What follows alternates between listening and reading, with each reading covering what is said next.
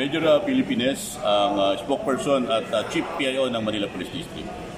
Sir, ano yung ginagawa ng pamunuan ng MPD para dito sa Chinese New Year? Yes, taon-taon natin itong ginagawa at kung saan meron nga tayo nung nakaraang February 1, meron tayong kick-off ceremony dun sa may Plaza Ruiz, sa may Binondo.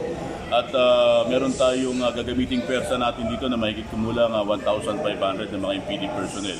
Kung saan nga babantayan natin yung mga kababayan natin magdadagsaan dito sa pag-celebrate ng Chinese New Year.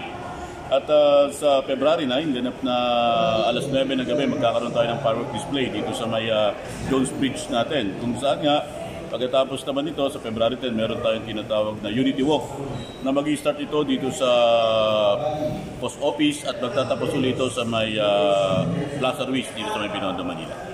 Sir, kamusta naman yung ating ginagawang preparasyon? Meaning, yung wala ba tayong mga banta o dito sa nalalapit na Chinese New Year?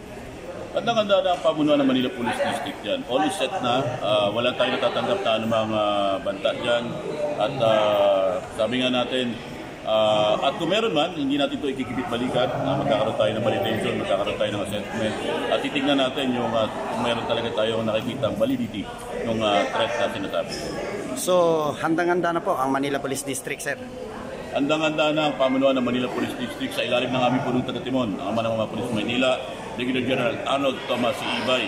Makakaasa po kayo, may ibayong servisyo para sa Manila. Maraming salamat, sir.